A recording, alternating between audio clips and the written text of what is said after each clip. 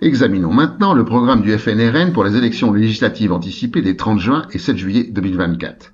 Commençons par une mesure censée augmenter le pouvoir d'achat des citoyens. Il s'agit de, je cite, « sortir des règles européennes de fixation des prix de l'électricité par la négociation ».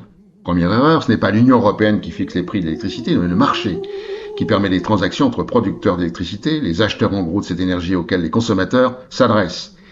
Bien entendu, c'est un marché totalement dérégulé, donc spéculatif. L'électricité peut être achetée et vendue le jour même, la veille pour le lendemain et même plusieurs mois ou années à l'avance. Rappelons que pour le consommateur final, la facture d'électricité est composée du prix de l'énergie elle-même, du transport de la dite énergie et des taxes.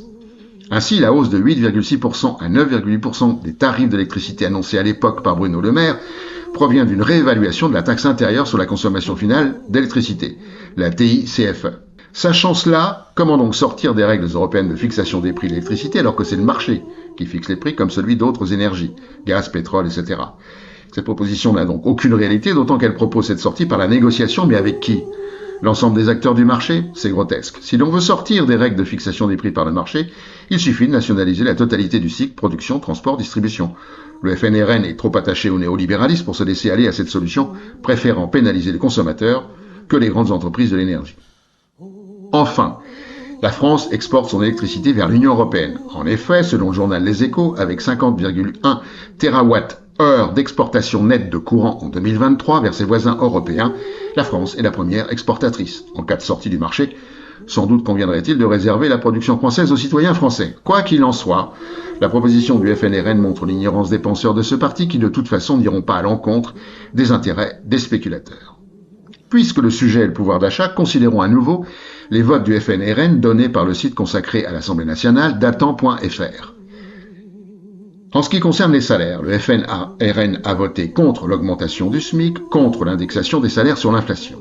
En ce qui concerne le pouvoir d'achat, le FNRN a voté contre le blocage des prix des produits de première nécessité, contre la gratuité des cantines, contre la garantie d'autonomie jeune à 1063 €, contre le gel des prix des loyers, contre l'augmentation des hébergements d'urgence.